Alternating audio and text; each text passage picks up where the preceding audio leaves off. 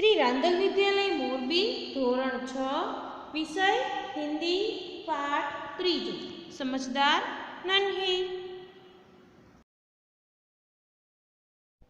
इस कहानी में किसी व्यक्ति को किसी भी परिस्थिति में भलाई करने का अपना स्वभाव नहीं छोड़ना चाहिए। यह बात प्रस्तुत की गई है। हमारे समाज में कुछ लोगों का स्वभाव बुरा हो सकता है, लेकिन हमें अपना अच्छा स्वभाव नहीं छोड़ना चाहिए। नन्ही बतख तट એટલે किनारा। नन्ही बतख तट पर आई तो उसने देखा कि एक बिच्छू दलदल में फंसा है। दलदल यानी गीली जमीन, जिसमें खड़े होने पर पांव घसता चला जाए। बिच्छू ने नन्ही से प्रार्थना की, बहन मुझे बचा लो।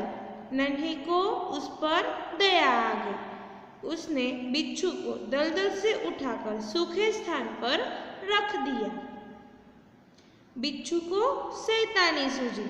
उसने नन्ही को डंक मार दिया। नन्ही पीड़ा से तड़प उठी। उसने बिच्छू से पूछा, क्यों भाई, तुमने मुझे डंक क्यों मारा? बिच्छू लापरवाही से बोला, क्या करूं, डंक मारना मेरा स्वभाव है। नन्ही बोली, तुम यह गंदी आदत छोड़ दो, नहीं तो कोई मुसीबत में तुम्हारी रक्षा नहीं करेगा। बिच्छू उसकी बात अनसुनी कर आगे बढ़ गया। अनसुनी कर यानी ध्यान न देना। नन्ही अपनी माँ के पास नदी में चली गई। माँ ने पूछा, नन्ही बेटी, तुम कहाँ रह गई थी?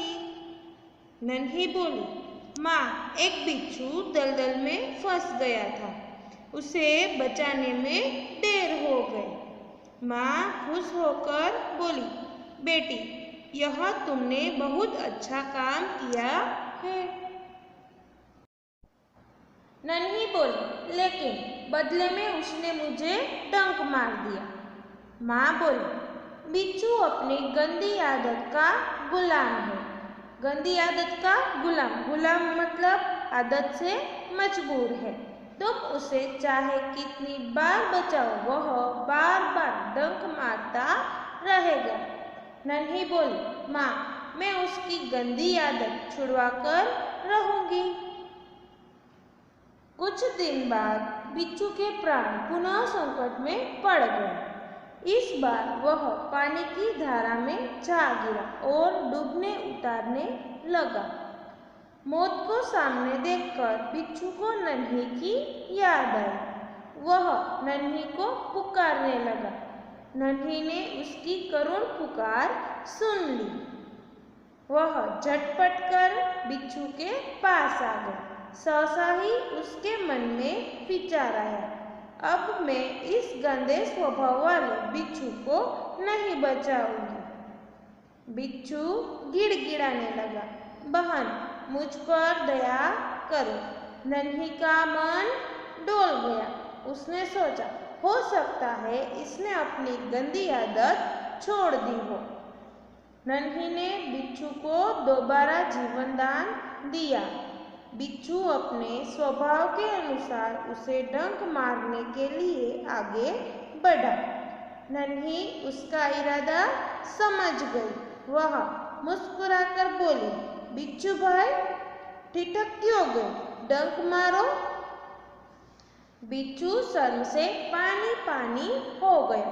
वह खिसियाकर बोला, खिसियाकर यानी लज्जित होकर बोला, बहन एक बात बताओ, मैंने सदा तुम्हारे साथ विश्वासघात किया, फिर भी तुमने मेरे साथ भलाई ही की, ऐसा क्यों? नन्ही बोली, भलाई करना मेरा स्वभाव है। मैं तुमसे बदला लेने के लिए अपनी अच्छी आदत क्यों छोड़ दूं?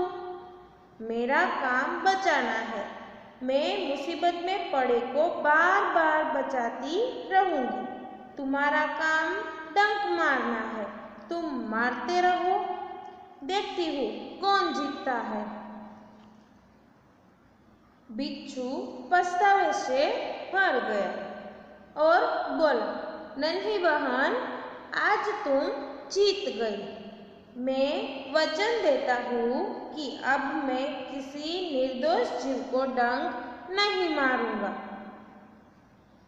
नन्ही खुश होकर नदी में चल दी। माँ ने आज फिर से पूछा, बेटी कहाँ देर कर दी? नन्ही ने पूरी घटना बता दी। माँ प्यार से बोली, प्यारी समझदार नन्ही, भले लोग अपनी बार बार की भलाई से इसी तरह बुरे लोगों को भला बनाने की राह दिखाते हैं। नन्ही प्रसन्न होकर थिरकने लगी यानी खुशी से नाचने लगी।